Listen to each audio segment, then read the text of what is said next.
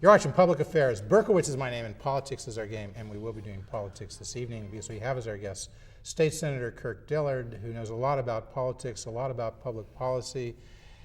When it comes to Illinois Republican Party, Mr. Dillard knows a great deal. I mean, he started out right out of law school. He was working for Jim Thompson, Big Jim Thompson, when he was governor, and Kirk Dillard was right out of law school, right out of DePaul Law School, and after 4 or 5 years of that, it was over to the Court of Claims. He became a judge, put on the robes, the distinguished member of the judiciary, Kirk Dillard, and then, of course, chief of staff with Jim Edgar for 3 years. That was the early years of Jim Edgar as governor. And in '93, he became state senator. Were you appointed then? Appointed and then ran. And then ran again. So he has been state senator out in the 24th district, and that district encompasses a bunch of areas. We'll come to it's there we go, Naperville and Lisle and Woodridge and Downers Grove and Westmont, Bolingbrook, Hinsdale, Clarendon Hills. He has been the state senator for 15 years. He is a partner at the major law firm in Chicago, was Lord Bissell and Brooke. It is now Locke, Lord Bissell, and Liddell, and it's about 700 attorneys, about 350 or so in Houston and Dallas, about a third, 150 attorneys here in Chicago, about 12 offices across the country. You got some big clients. It's big oil, big autos, the Dems might say, big healthcare. Trying to learn who, when we did the merger with the Texas people, who their clients are. So I'm going to find out over time. And of course, in the Republican Party, Kirk for a while was DuPage County chairman, and has worked closely before with the prior chairman, which was Pate Phillip. He is now the Senate Republican whip. He is the co-chair of the Senate, only one who's actually a Republican who is co-chairing or has a role in chairing one of the Senate committees. That's the Senate Civil Judiciary Committee. And more about Kirk as we get into the show, but right now we're in the midst. We're taping the show on April 27th, the year 2008. The Democratic Party is in the midst of a tough Democratic primary battle for president between, of course, Hillary Clinton and Barack Obama. And back at the end of '07, Kirk Dillard put himself right in the middle of that because you came out, or the Obama campaign came out with an ad from Republican Kirk Dillard, as staunch as they get, some would say, as a Republican, and you were, if not endorsing, saying some pretty nice things about Barack Obama. I didn't endorse him, and you didn't endorse from the get-go, told him, look, I'm not going to endorse you. I'm for John McCain. I've been a McCain supporter for years. I'm a McCain delegate. In fact, I look very carefully at the Republican primary totals statewide for McCain delegates, and the only person statewide that received more votes than me as a John McCain delegate was Congressman Ray LaHood from Peoria.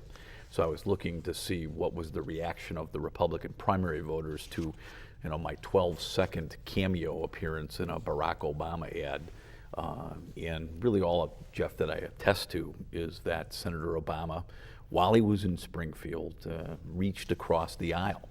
Whether he had to or not, I don't know why, but he reached across the aisle and worked with primarily me, but he worked with Republicans, and that's what I vouch to. He called me and asked me personally if I'd do it, and I wouldn't do it if he were just a colleague, but he and I worked on the first ethics bill in Illinois in more than 25 years that became law, required internet disclosure of campaign contributions.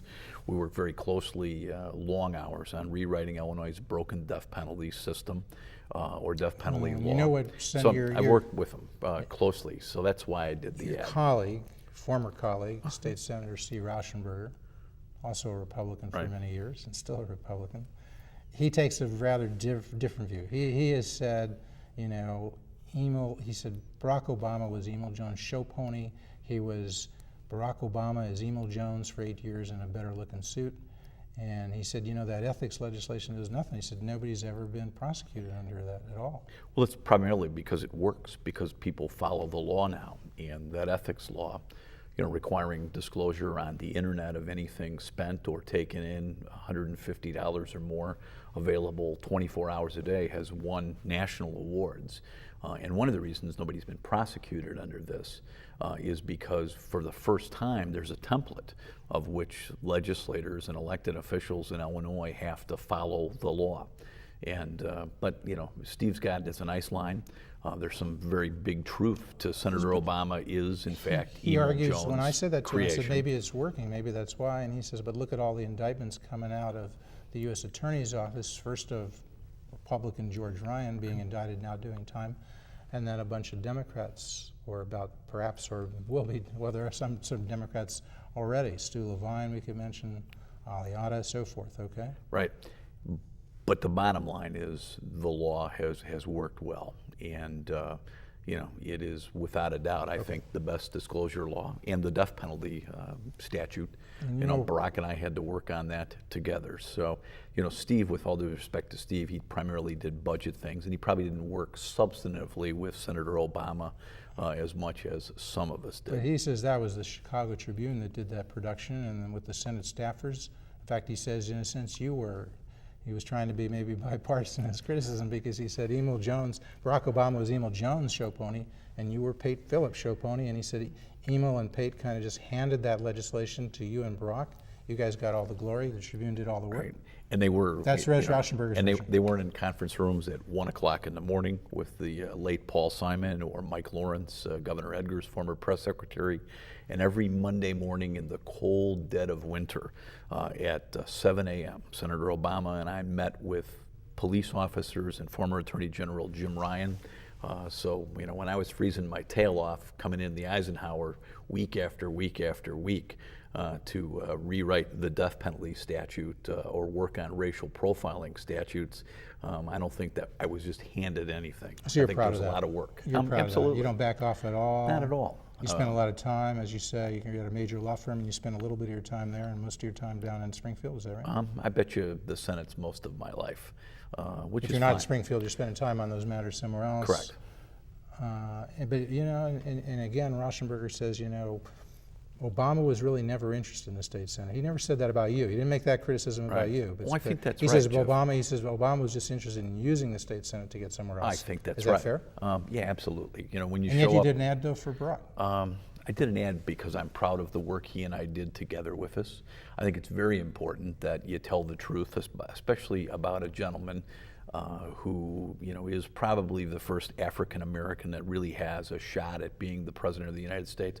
And I've said nice things about Why does he Senator have a shot? Obama. Let me just Let me finish my point. But I've said nice things about Senator Obama for 7 years. I'm not going to change my story nor the truth that he did work with Republicans well on major issues in Springfield just because he happens to be the Democratic candidate for president. I mean, I'm not going to change what I thought about the man or the truth or what I've said about him for 7 years because he happens to be a presidential candidate. So is that the thing, when you say he's the first African-American, he's Syrian, I think you're saying he's really the first African-American candidate for president, serious candidate. Obviously Jesse Jackson, Reverend Jackson ran before, Right. But I don't think most people thought he had a shot at becoming Correct. president. Clearly Barack has a shot. He is the front runner as we speak on April 27th to become the Democratic nominee for president of the United Right. States. Why? Why? You know Barack Obama, so cut right to it. What is it that makes him that person, that capable, that qualified to be the nominee for president of the United States? Well, he's Democratic an nominee. African American that transcends race. He has that very unique background of, white mother from Kansas, a Kenyan father. He has been educated at places like Harvard, where I think he felt comfortable or learned how to get along with people of different races, and he makes folks in my district, primarily Caucasian DuPage County, comfortable, and he transcends the races very well, and that's what makes him more electable. And Jesse Jackson is Jesse Jackson, and he clearly did not have, when he ran, a chance to be president, but Senator Obama does. Has that image been dented now with his 20-year association with the Reverend Jeremiah Wright? There's no doubt that Barack's campaign has been slowed down. In the presidency, or that race is a roller coaster race anyway. But a lot of the really big momentum Senator Obama has been slowed down. I still think anybody would trade positions with him. He's still the Democratic frontrunner. Hillary would rather be, I think, where he is, but he's been slowed down a little bit. If you knew about Reverend Wright and you were advising Barack Obama as a friend, which I think you say you are, right? If you're doing that 5 years ago, would you have said, you ought to start disassociating yourself from this guy? I don't know. Pastors, they say things to fire up people, and I don't know. I wasn't there. I don't know what the whole history of Reverend Wright is, but you need to be careful, and it's up to Barack to handle the situation. If you had known, and he had known, that Reverend Wright had said the U.S. government was involved in giving aids to the African American community, that's very problematic, and I would. There's no way of putting that in context, is there? That if that is in fact in context or out of context, that's a real problem. And that's something you might say. It's crazy. You might want to disassociate yourself from. No doubt about it. And Tony Rezko, now on trial in a Chicago courtroom by the feds. 2005, when he is a U.S. senator and he's trying to buy a house for $1.6 million, it's kind of a stretch. Right. He calls in his friend Tony Rezko to advise on this and to buy a side lot. So in a sense, he becomes a part of the transaction. He said that's a boneheaded move. Would you go further and say, Barack, you might be giving up the presidency to do this? It's crazy to associate if he had asked yourself you, with would somebody say, don't like go near it, right? No, absolutely. So why would he do it? He's a smart guy. He doesn't make mistakes. Huge disappointment. Why would he do it? And if you're going to be the governor of Illinois or the president of the United States, Jeff, you got to be so careful of who you associate with. And Barack calls it boneheaded. I just think it's disappointing that he would even associate with somebody like Tony Rezko. Bill Ayers, a guy from the Weatherman Underground organization of the late 60s and early 70s. I think he stipulated he was involved in some efforts of bombing. He was, because the feds used some improper ways to get evidence, he was never prosecuted. But to this day, Bill Ayers says he doesn't renounce what he did. He said perhaps he should have done more of it. Yeah, that's problematic and the too. Obama campaign describes that they have a friendly relationship, Barack Obama and Bill Ayers. And Bill Ayers has a friendly relationship, I think, with Mayor Daley and other Chicago leaders. He's a professor of education at UIC. Right, he's on the public payroll and teaching. But what he did is wrong. I certainly, and I don't know Mr. Rezko or Bill Ayers, I wouldn't know him if they walked in the studio together.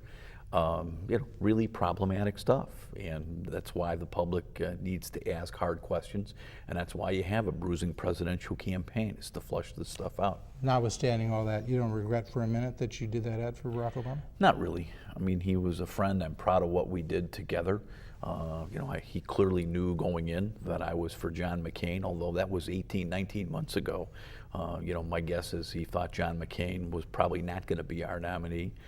But I've been a McCain supporter for many years, and Barack knew it. I limited what I said to just that he did work with Republicans in Springfield and nothing else. And you put a limitation on his use of that ad in the general election? I've spoken to his staff and said, I think once if Barack is the nominee, and it's still not settled as we sit here, but when it's a head-on-head race, pull the ad. And you think they'll honor that? I would hope they honor that, because I think Senator McCain will come back, and John McCain has been very nice about my appearance in that ad. I think the McCain campaign will say, look, somebody who knows Senator Obama well is for me, John McCain. And many of the reasons that I'm for McCain, Jeff, are the reasons that that I actually struck a friendship with Barack. John McCain works well with both political parties. John McCain has worked on ethics reforms at the national level, but the difference is John McCain has national foreign policy experience, and I most importantly believe that America needs a check and balance.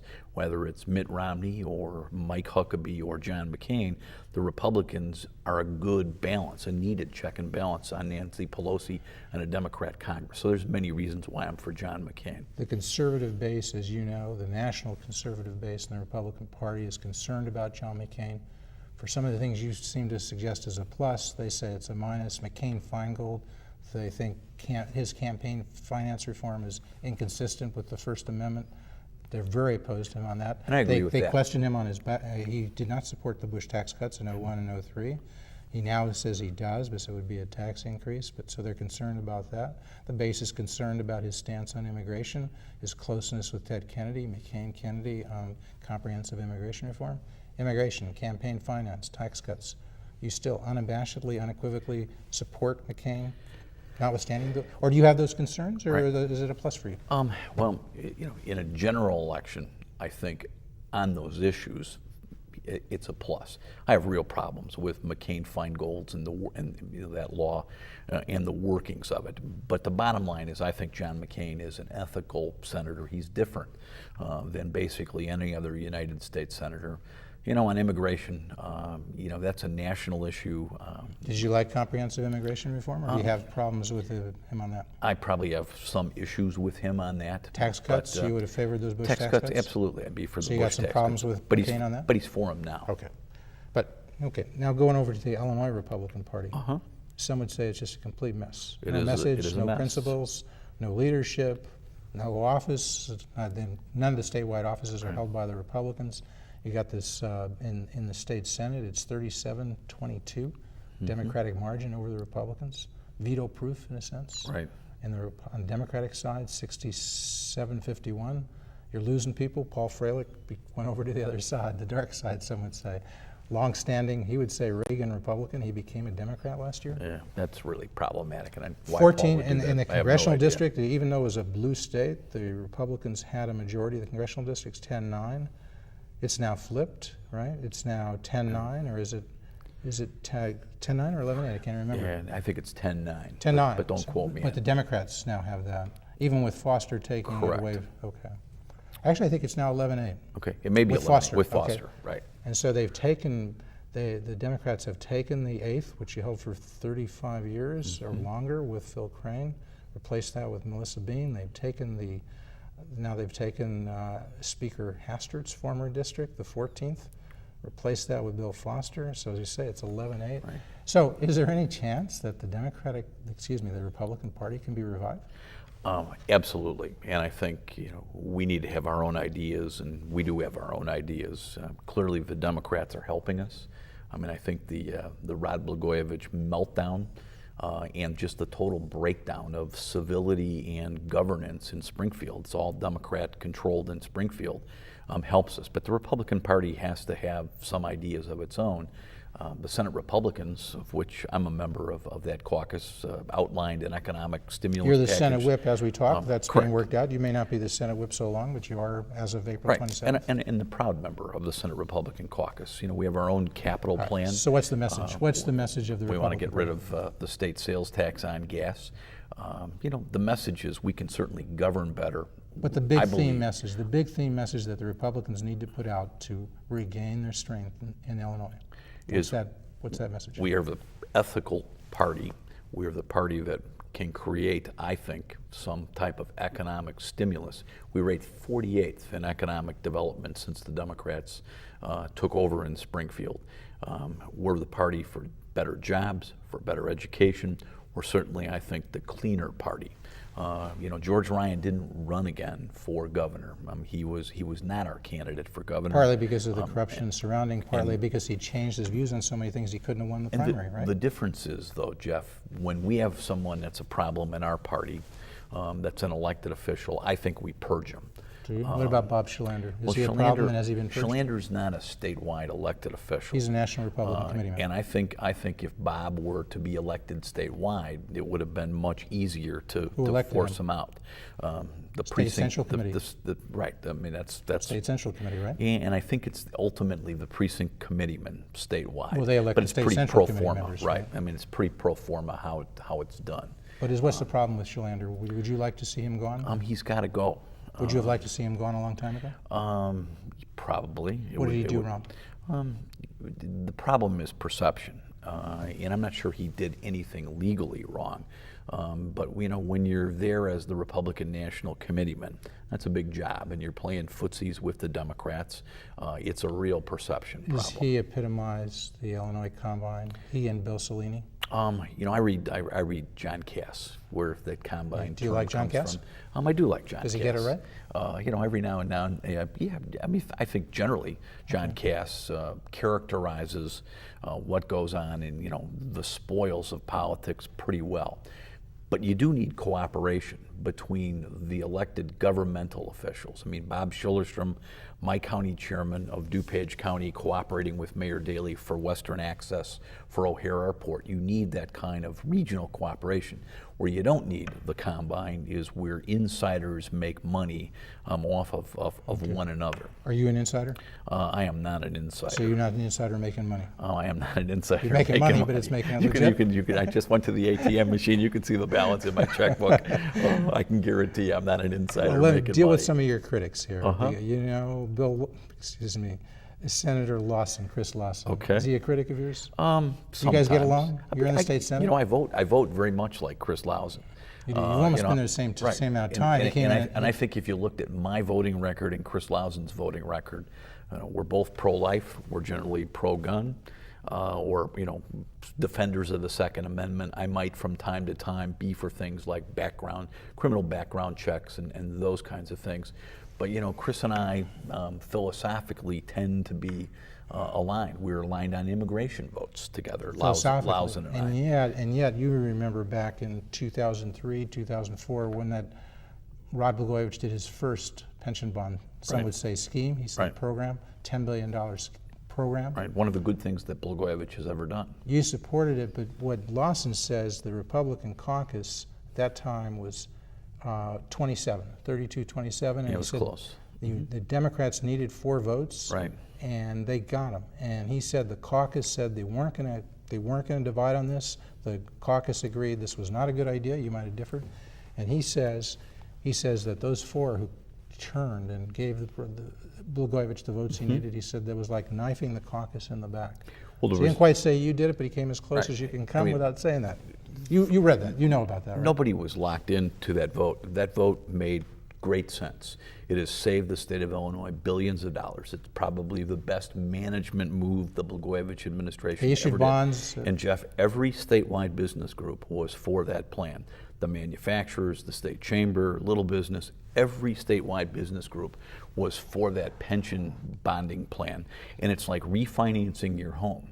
This is 5 or 6 years ago. It completely made sense to refinance $10 billion of state bonds and debt. And this is very early in the first few months of the Blagojevich administration for a lower rate of interest. And the state of Illinois taxpayers have saved over $2 billion because of that. Wow. And every business group was for that plan statewide. So it was a good deal. Okay. On process. And it wasn't me alone. As you know, there are 4 senators. 4 of us. And Pat O'Malley says. And plenty of members in the Remember House Pat O'Malley, another former colleague of yours in the state Senate? You like Pat? I like Pat. Pat said that Bob Kjellander got this big fee, people don't know what, $809,000 fee related to that deal. He says it was a fee to make sure that Kjellander would go out and secure Republican votes for a Democratic governor for a Democratic program. That's just untrue. That's Pat O'Malley. Right. Nobody knew that Bob Kjellander was at all involved in this. In fact, was he doing it for that reason? There was no deal. No. Okay. And Kjellander has never in my life ever talked to me, nor has Bill Cellini, about votes in the General Assembly. That's not what those guys do. They lobby the executive branch, not the legislative branch where I serve. So your vote. So nobody knew that Bob Kjellander at all was involved in this until months later when the Blagojevich people picked the team that would have refinanced those bonds. We're into now the Illinois Combine. We've heard it described as the Daley Ryan Combine. That was Daley George Ryan. Some people say it became the Daley Thompson Combine. Right. There was no combine when it was Jim Edgar. Some people say Daley McKenna. When I was Jim Edgar's chief of staff, do you think that they don't ever put Edgar in that Edgar and Daley had a combine going? I don't think so. You worked for Thompson for 5 years. Right. Thompson signed on with Blagojevich in 2002 as chair of his transition committee Thompson's firm, Winston Strawn, became counsel to Blagojevich in the federal investigation, which has gone on to the present. Thompson sat with George Ryan in the courtroom when he was on trial, and Dan Webb and his firm, Winston Strawn, was defending that pro bono. Was a $20 million gift to George Ryan. Now there are reports that in 2004, reporting now, it was Bob Kjellander's job. We've gotten some testimony from somebody who's pleading guilty that in that whole Tony Rezko mess and related, that it was Bob Kjellander's job to get Rove to rein in Pat Fitzgerald, maybe to get rid of him so that this corruption investigation around Blagojevich wouldn't go ahead. Well, it's only one man saying that at this point, but how troubling is that to you? Very. I mean, Pat Fitzgerald's been a tremendous United States attorney. And if that was true, then the whole thing about the Illinois Combine becomes more problematic for you, right? It does, and I'm not sure that's true. I mean, nobody's going to mess around with, in their right mind, a United States attorney. But I like Pat Fitzgerald, and and very much like Peter Fitzgerald, who appointed and went out and found Pat Fitzgerald. I mean, those were great moves. And I always supported Peter Fitzgerald, just like I supported Peter Roskam and cleared the path for Peter Roskam to become the congressman from DuPage County when I was the chairman of the DuPage County Republican Party. Because I think if I didn't clear the field for Peter Roskam, you'd probably be talking about Tammy Duckworth, and those numbers would be one different. Yeah, and we'll see. It could change because he only won by 2,000 votes. I think Peter is doing a great job. I think he's secure as the congressman there. He can't lay down. Jill Morgenthaler is challenging him. She'll be the guest next week, so we're taping her. She's a top aide to Governor Blagojevich. Well, we'll see what she has to say about that. Okay, but earlier this year, you and Senator Cronin and Senator Milner broke from the Republican caucus again. You supported that RTA tax increase. People are saying again, are you sending a confusing message? They wanted to say the Republicans are against tax increases. You guys broke and you gave them, gave them votes you need. I just read a number of headlines. You know, DuPage County used some of that sales tax money to reduce property taxes and abate some of our property taxes. Anytime you can get rid of the dreaded property tax, that's a good thing. In my particular district, I have 4 of the 5 busiest Metro train stops in the state of Illinois. The Naperville Chamber of Commerce, the Naperville Sun newspaper, and the city of Naperville all were for the RTA package. You know, when I vote my district, Jeff, and in fact, the people of DuPage County get a real estate tax break because of that vote.